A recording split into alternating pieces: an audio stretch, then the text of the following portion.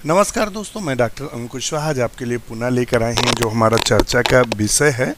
वो चर्चा का विषय है जीआईसी का 2017 का सॉल्व पेपर। इसके कई पार्ट आ चुके हैं जिसमें ये चौथा पार्ट है। चूँकि उस समय जीआईसी का जो रेशियो था वो 30 और जो था 120 क्वेश्चन का था। 30 जीएस के क्वेश्चन थे और 120 सब्जेक्ट के थे। अभी क्या कर दिया गया है, चूँकि प्री कर दिया गया है तो 40 आपका जीएस कर दिया गया है और 80 आपका सब्जेक्ट कर दिया गया है। तो ये अब रेशियो आएगा। तो वीडियो शुरू करें उससे पहले रिक्वेस्ट, चैनल को लाइक करें, सब्सक्राइब करें, दोस्तों के साथ शेयर जरूर करें।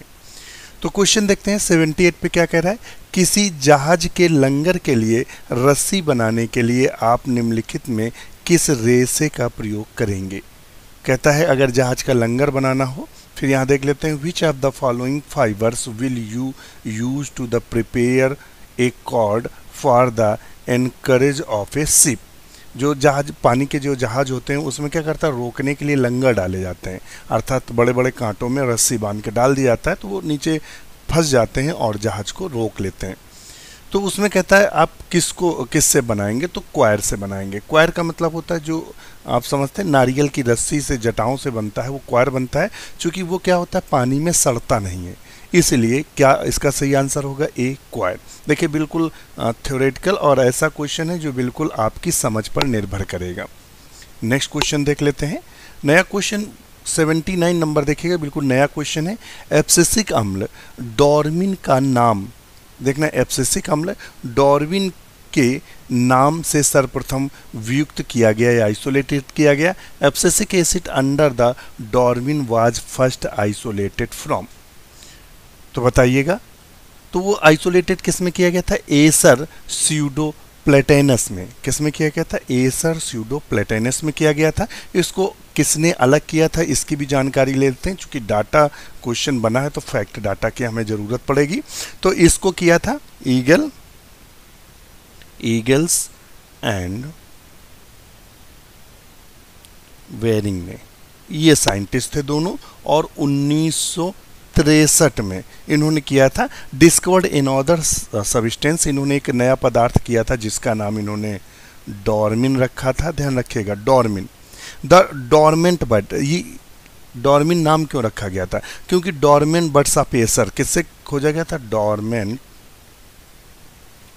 बर्ड ऑफ एसर से किया गया था। किससे किया था, एसर से, प्लांट से किया गया था। Capable the causing dormancy of seed, ये क्या करता था, इसमें क्षमता थी सीड की डॉर्मेंसी बढ़ाने की। सीड में क्या बढ़ाने की, डॉर्मेंसी, तो इसीलिए डॉर्मिन कहा गया था। किसने प्राप्त किया, तो ईगल्स एंड वेरिंग्स ने 1963 में प्राप्त किया गया था। ये भी ध्यान रखिएगा। लेटर फिर इसके कई साल बाद में फिर abscisin first, second and dormin were found in same chemically and the common name abscisic अम्ल। बाद में इसी को एब्सिसिक अम्ल नाम दिया गया। तो ये कुछ था। और एबीओ होता है क्या, ग्रोथ इनहिबिटर हार्मोन्स होता है। क्या होता है, ग्रोथ, जो एबीओ होता है एब्सिसिक एसिड बोलते हैं। तो इसको ग्रोथ क्या होता है, ग्रोथ इनहिबिटर होता है। ध्यान रखिएगा, इनहिबिटर होता है, ग्रोथ इनहिबिटर होता है ये। तो इसको भी पूछ लेते हैं ग्रोथ इनहिबिटर कौन सा होता है। फिर कभी इसका चर्चा का विषय मिला तो हम आपको डिटेल में इसको उपलब्ध कराएंगे। नेक्स्ट क्वेश्चन देख लेते हैं। नया क्वेश्चन क्या है, बिल्कुल ये जो क्वेश्चन बना है बिल्कुल न्यू फ्रेम क्वेश्चन है, नया क्वेश्चन है। इतनी गहराई से वैसे क्वेश्चन बनते नहीं है। नेक्स्ट क्वेश्चन देख लेते हैं। एफ्लाटॉक्सिन उत्पादित होता है, एफ्लाटॉक्सिन प्रोड्यूस्ड बाय। तो एफ्लाटॉक्सिन किससे उत्पादित होता है, तो एफ्लाटॉक्सिन प्रायः एस्परजिलस फ्लेवस से उत्पादित होता है। एस्परजिलस फ्लेवस से उत्पादित होता है। ये क्या होता है, कार्सिनोजेनिक होता है। क्या होता है, कार्सिनोजेनिक होता है। कैंसर को उत्पन्न करने वाला पदार्थ है जिसे हम एफ्लाटॉक्सिन के नाम से जानते हुए दिग्भ्रमित भी ये कर देता है। नेक्स्ट क्वेश्चन देख लेते हैं। अगर होता है, द अगर अगर इज ऑब्टेन फ्रॉम, अगर अगर किससे प्राप्त किया जाता है, तो जिलेडियम से प्राप्त किया जाता है। किससे प्राप्त किया जाता है? जिलेडियम से। जो अगर अगर जो है वो जिलेडियम से प्राप्त किया जाता है। तो 81 का हम आंसर सही क्या कर देंगे? तो डी करेंगे सही। क्या करेंगे? डी। नेक्स्ट क्वेश्चन देख लेते हैं 82। राई का आर्गट रोग उत्पन्न होता है, इर्गॉट ऑफ राई कॉज्ड बाय। तो राई का इर्गॉट डिजीज क्लेप्सिस परप्यूरिया से उत्पन्न होता है। तो क्लेप्सिस ऑप्शन ए क्लेप्सिस परप्यूरिया पूरा नाम है, परप्यूरिया से उत्पन्न होता है इर्गॉट ऑफ राई। इसमें क्या होता है? इसमें स्क्लेरोइड्स होते हैं ऐसे करके, और ये इसे ब्लैक ब्लैक होते हैं जो कि एक रेस्टिंग स्पोर की तरह कार्य करते हैं ये। और इससे क्लेप्सिन नाम की एक दवा भी प्राप्त की जाती है, और इससे एलएसडी भी प्राप्त की जाती है। ध्यान रखिएगा, ये कुछ कारक हैं, ध्यान रखिएगा। नेक्स्ट क्वेश्चन है, सीमांत कारकों का सिद्धांत प्रतिपादित किया गया, law of limiting factor was proposed by. तो लिमिटिंग फैक्टर किसके द्वारा दिया गया? तो आप जब फोटोसिंथेसिस पढ़ते हैं तो लिमिटिंग फैक्टर किसके द्वारा दिया गया? तो आप सब जानते हैं किसके द्वारा? एफ ब्लैकमैन के द्वारा लिमिटिंग फैक्टर सिद्धांत दिया गया था। निम्नलिखित में से कौन सा ऑक्सिन आलू में अंकुरण रोकने के लिए उपयोग में लाया जाता है? Which of the following auxin is used to the prevent sprouting of potato tuber. इनमें से किसका प्रयोग में हम या किसको प्रयोग में हम लाते हैं? तो किसको प्रयोग में लाते हैं आलू के अंकुरण को रोकने के लिए? तो वो है NAA। ध्यान रखिएगा कौन है? NAA। तो ये कुछ हार्मोन्स हैं, हार्मोन्स चैप्टर से काफ़ी क्वेश्चन बने हैं और काफ़ी महत्वपूर्ण है। इसको जो NAA को बोलते हैं तो क्या बोलते हैं? Alpha naphthalene, alpha naphthalene acetic acid, क्या बोलते हैं? एसिटिक एसिड के नाम से जानते हैं। ध्यान रखिएगा इसके नाम से जानते हैं। और ये सिंथेटिक होता है। क्या होता है? सिंथेटिक होता है। सिंथेटिक का मतलब जो कि बनाया जाता है। जबकि ये क्वेश्चन आया था 2016 में आया हो कि सिंथेटिक कौन है? तो NAA है। इसके अलावा नेचुरल पूछे तो इंडोल एसिटिक एसिड जो है वो नेचुरल की श्रेणी के अंतर्गत आता है। तो ये ध्यान रखिएगा। नेक्स्ट क्वेश्चन देख लेते हैं। क्विसेंट केंद्र उपस्थित होता है। क्विसेंट जो केंद्र होता है वो उपस्थित कहाँ होता है? तो रूट एपेक्स पर क्विसेंट सेंटर हमें नज़र आता है। ये हम आपको सब डिटेल पढ़ा चुके हैं। जब आप एनाटॉमी पढ़ेंगे तो सब देखने को मिलेगा। इसके अलावा हम आपको जानकारी दे दें कि यदि आप GIC में स्कोर अपना बढ़ाना चाह रहे हैं, उसके अलावा आश्रम पद्धति में अपना स्कोर बढ़ाना चाह रहे हैं GIC में, तो बिल्कुल हमारे साथ जुड़ें। और जो हमारा पैकेज है वो 299 की मेंबरशिप लेनी है। केवल एक बार आपको 299 हमें पे करना है। उसके बाद आपको नोट्स सारे अवेलेबल हो जाएंगे, अलग अलग हिंदी और इंग्लिश में। इसके अलावा आपको GS का भी नोट्स अवेलेबल हो जाएंगे, काफ़ी अच्छे जो समझ में आने वाले GS के नोट्स अवेलेबल हो जाएंगे। उसके अलावा ये जो भी है तो ये इस वाले ग्रुप में आपका GS ग्रुप है जिसमें GS के नोट्स अवेलेबल होंगे। डिस्कशन ग्रुप पर इस समय GIC का एक एक टॉपिक लेकर डिस्कशन किया जा रहा है। तो इससे क्या होगा, आपका जो तैयारी होगी वो बूस्ट हो जाएगी और आप एग्ज़ाम में कन्फ्यूज़न वाले क्वेश्चन सॉल्व कर पाएंगे और आप स्कोर ले जाएंगे। प्रैक्टिस ग्रुप पर डेली आपको प्रैक्टिस सेट उपलब्ध कराया जाएगा जिससे आपका स्कोर बढ़ सके। और नोट्स ग्रुप पर कंप्लीट GIC के और आश्रम पद्धति के नोट्स अवेलेबल हैं। TGT PGT के और असिस्टेंट प्रोफेसर के भी नोट्स अवेलेबल हैं। तो आप जुड़िए। चूँकि 299 की वैल्यू कितनी है ये तो आप जानते हैं। 299 में तो मुझे लगता है एक टाइम आप खाना भी अच्छे संस्थान में अच्छी जगह नहीं खा सकते। और जो आप छोटे किड्स होते हैं, जो छोटे बच्चे होते हैं, उनकी जब ट्यूशन पढ़ाने कोई मैम आती है तो 1000 से 1500, 2000, 3000 से नीचे महीने में चार्ज नहीं करती। और ये 299 है जहाँ जॉब की बात हो रही है। तो बिल्कुल मत शर्माइए, तुरंत जुड़िए। और किसी भी क्वेरी के लिए इस नंबर पे हमें मैसेज कर सकते हैं, टेलीग्राम, व्हाट्सएप पे, गूगल पे, फ़ोनपे या पेटीएम पे आप 299 पे करना है या फिर इस अकाउंट में ट्रांसफ़र करना है। और हमें उसके बाद स्क्रीनशॉट लेना है पेमेंट का, इस नंबर पर टेलीग्राम या व्हाट्सएप पे सेंड कर देना, आपको तत्काल ग्रुप से ऐड कर दिया जाएगा। रही बात एलटी की, तो एलटी का नया बैच बहुत जल्द ही शुरू करने वाले हैं और उसकी फ़ीस बहुत मामूली रखेंगे। और ये जो होगा ये वीडियो इसके आएंगे, सारा आपका टीचिंग के माध्यम से इसको आपका मटेरियल दिया जाएगा जिससे आप बेहतर तरीके से समझ सकें, और उसकी भी फीस बिल्कुल मामूली से मामूली रखने की कोशिश करेंगे। शुरू करते हैं अपने वीडियो की ओर। तो क्वेश्चन सेंटर रूट एपेक्स पे पाया जा रहा था। फिर कह रहा है झील का सुपोषण कमी उत्पन्न करता है। ध्यान रखिएगा, यूट्रोफिकेशन ऑन लेक्स, ये डिक्रीज शब्द को ध्यान रखिएगा, डिक्रीज करता है। तो देखिए जो साल्ट होते हैं, जो साल्ट और मिनरल्स होते हैं वो क्या करते हैं, बढ़ते हैं तब यूट्रोफिकेशन होता है। यहाँ कम की बात कर रहा है, और कम क्या होगा, ऑक्सीजन। तो घुलनशील ऑक्सीजन में कमी होती है। क्या होती है, घुलनशील ऑक्सीजन में कमी होती है। नेक्स्ट क्वेश्चन देखिए, बहुत अच्छा क्वेश्चन है ये। इसमें क्वेश्चन पूछा pseudo elaters are found in the स्पोरोफाइटा।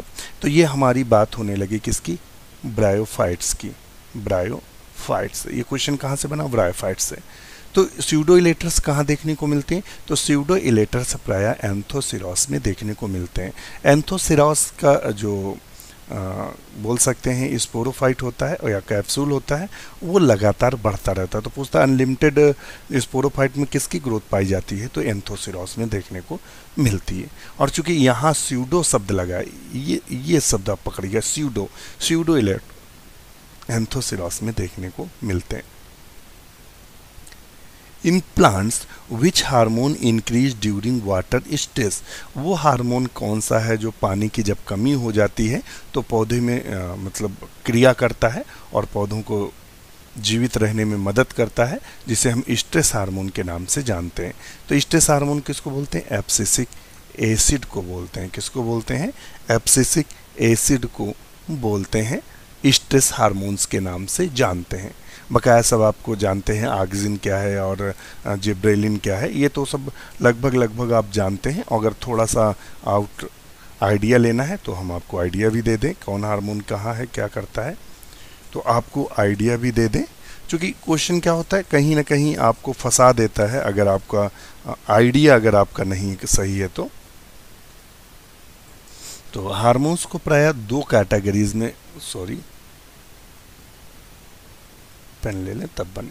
Hormones को प्रायः दो कैटेगरीज में बांटा गया है। एक ग्रोथ प्रमोटर होते हैं, ग्रोथ प्रमोटर, और दूसरे होते हैं ग्रोथ इनहिबिटर। मतलब ग्रोथ को रोकने वाले और ग्रोथ को यानी वृद्धि को बढ़ाने वाले दो तरह के होते हैं। इसमें कौन कौन से आते हैं ग्रोथ प्रोमोटर्स में, तो इसमें कई सारे हार्मोन्स आते हैं। और जो आप शुरुआत के हार्मोन्स देखते हैं जैसे कि साइटोकाइनिन्स है और आपका जिब्रेलिन्स है और आपका ऑक्सिन्स है, ये सारे आते हैं। और ग्रोथ इनहिबिटर जो प्रायः बोला जाता है एब्सिसिक एसिड को बोला जाता है, ध्यान रखिएगा। और एक और चीज़ पूछ सकता है आपसे कभी कि जो हार्मोन्स को मेजर्ड करते हैं, जो प्लांट हार्मोन्स को जो मेजर्ड करते हैं, ध्यान रखिएगा, मेजर्ड का मतलब नापते हैं, तो वो किससे नापते हैं, तो गैस क्रोमेटोग्राफी से, ध्यान रखिए, गैस क्रोमेटोग्राफी से, एंड इम्यूनो एसे से क्या करते हैं, मेजर्ड करते हैं। तो कई सारे हार्मोन्स हैं, ये थोड़ा सा आइडिया हमने आपको दिया है, क्योंकि हार्मोन्स पढ़ाने लग जाएंगे तो क्वेश्चन फिर सॉल्व नहीं होंगे। तो चलते हैं अपने नेक्स्ट क्वेश्चन की तरफ। नया क्वेश्चन हमसे क्या कह रहा है, तो ये तो हो गया। नेक्स्ट क्वेश्चन है, पादप रोग जो प्राकृतिक रूप से किसी एक विशेष क्षेत्र में पाया जाता है कहलाता है। Plant disease occurring in naturally in particular areas is as, तो उसे क्या बोलते हैं, तो उसे एंडेमिक डिजीज बोलते हैं। एंडेमिक का मतलब होता है जब किसी निश्चित एरिया में रोग हो तो एंडेमिक बोलते हैं। क्या बोलते हैं, एंडेमिक डिजीज के नाम से जानते हैं। तो 89 का हम सही क्या करेंगे, तो 89 का हम सही करेंगे ए। पैंडेमिक किसे बोलते हैं? तो देखिए कोरोना को क्या करते हैं? पैंडेमिक बोलते हैं। पैंडेमिक का मतलब क्या होता है?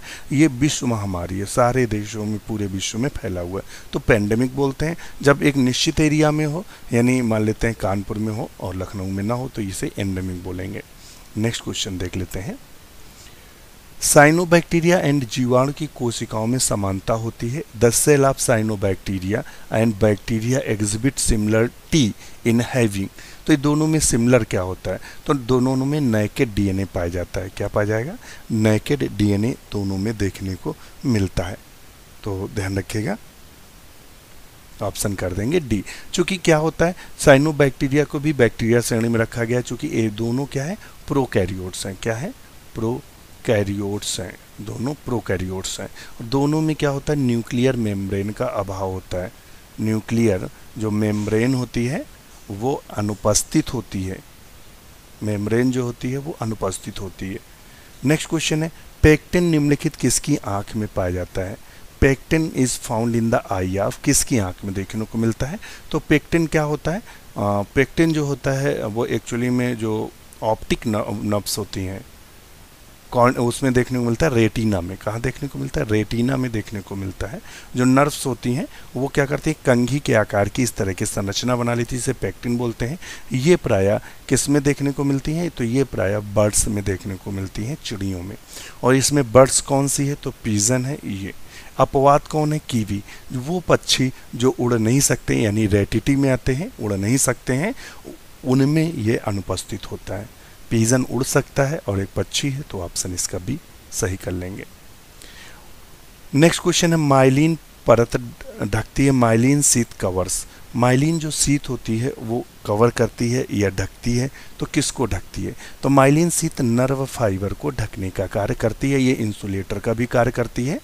नेक्स्ट क्वेश्चन है, माता तथा भ्रूणी ऊतकों में सबसे अंतरंग संपर्क उत्पन्न होता है। Most intimate contact between maternal and foetal tissues developed in. बहुत अच्छा क्वेश्चन है। तो haemochorial placenta, haemoendothelial placenta, endotheliochorial placenta, syndesmochorial placenta. तो इसका सही आंसर क्या होगा? तो होगा सी, इंडोथीलियोकोरियल प्लेसेंटा। माता एवं भ्रूणी ऊतकों में सबसे अंतरंग संपर्क उत्पन्न होता है, तो इंडोथीलियोकोरियल प्लेसेंटा। यहाँ मैन की बात नहीं कर रहा है, यहाँ जनरली उसने मैन की बात नहीं की है, यहाँ जनरली क्वेश्चन पूछा गया है। नेक्स्ट क्वेश्चन देख लेते हैं।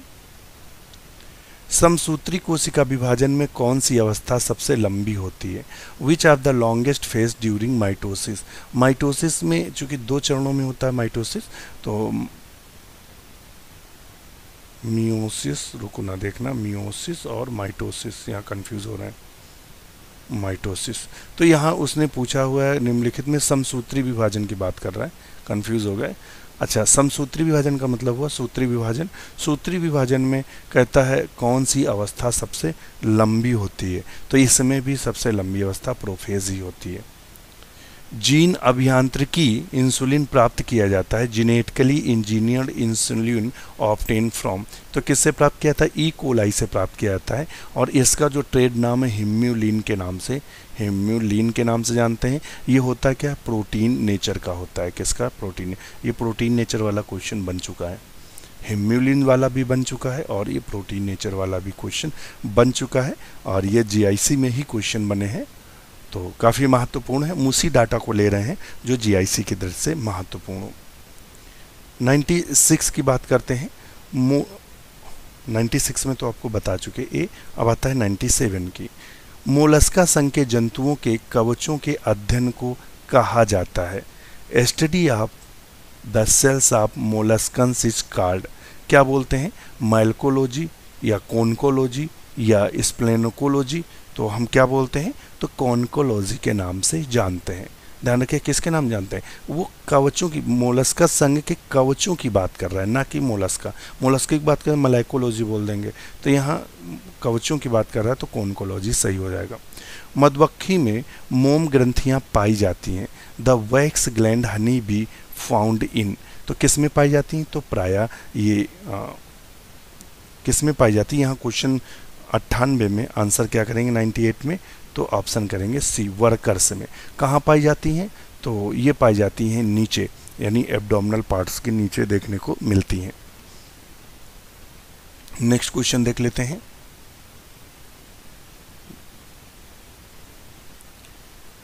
Consider the following statement recording cleavage. Cleavage के रिकॉर्डिंग कौन सा स्टेटमेंट सही है, ये है उसका कहना कि कौन सा स्टेटमेंट सही है। तो it is the cell division of zygote और early embryo. Daughter cell are the called blastomeres. It ends with the formation of marula. With each successive division, the ratio of nuclear to cytoplasm increase of the these statement। अब इनमें से आप लोग करिएगा कौन सा सही होगा, तो होगा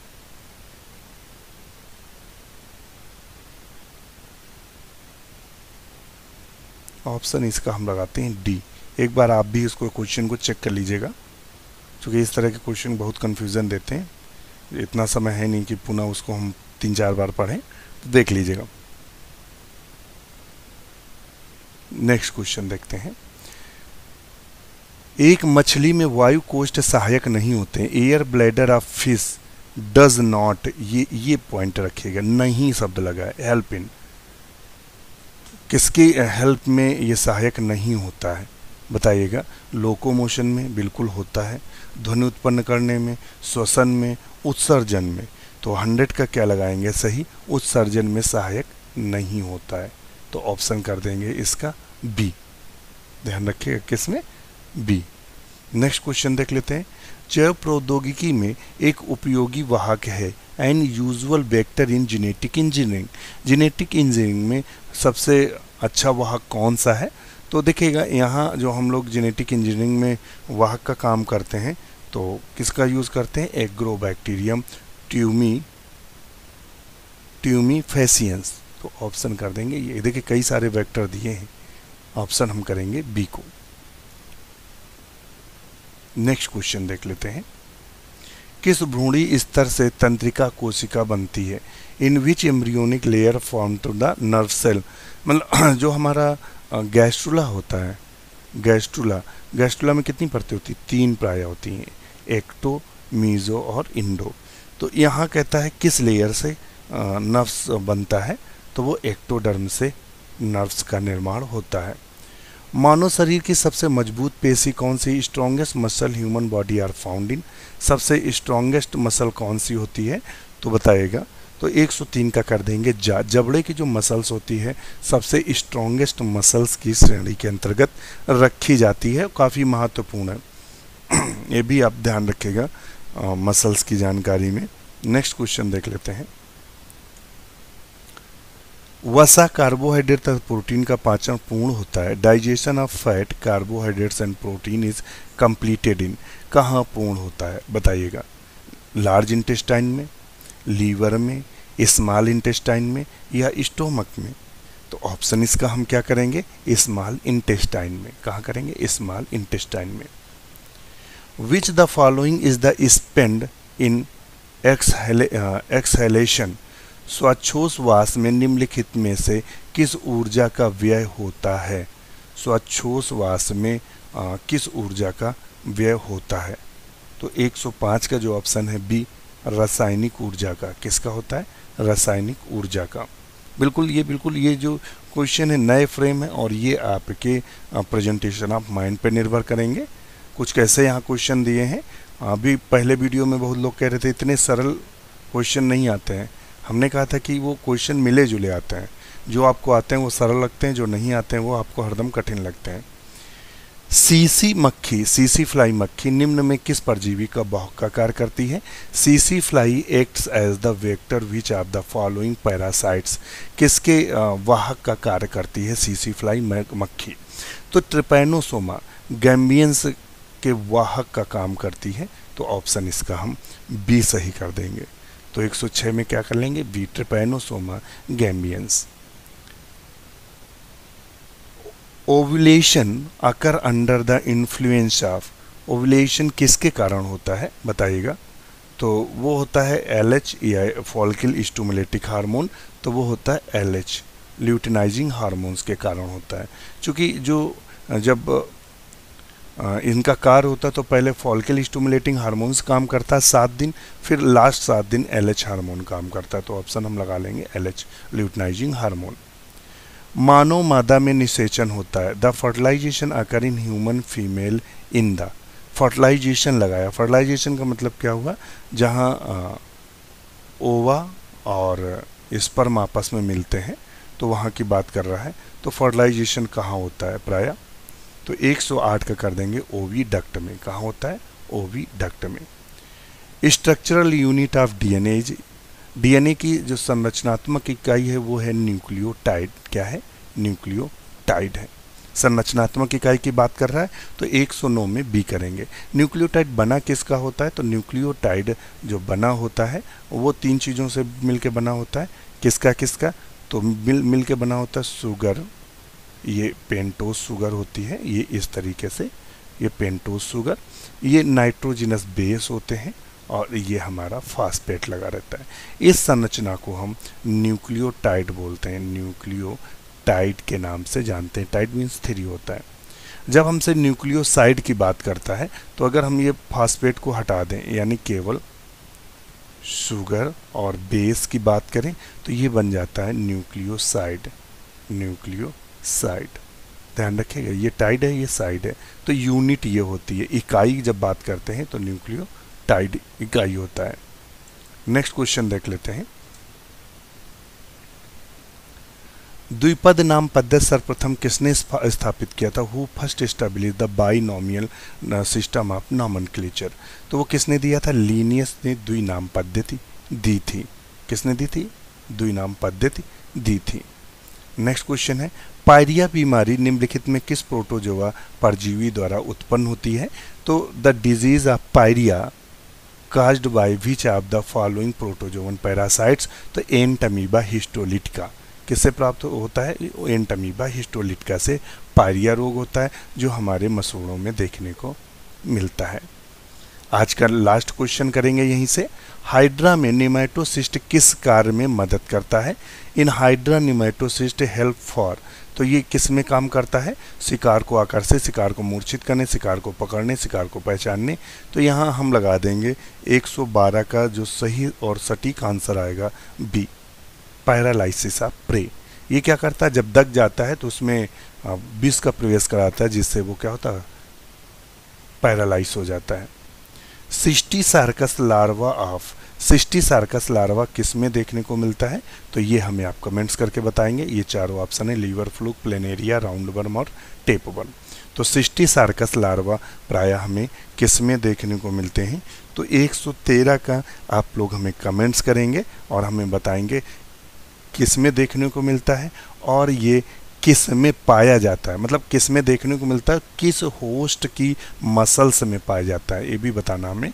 तो ये पूरी जानकारी आप हमें देंगे। इसी के साथ नमस्कार। वीडियो कैसा लगा कमेंट जरूर करिएगा।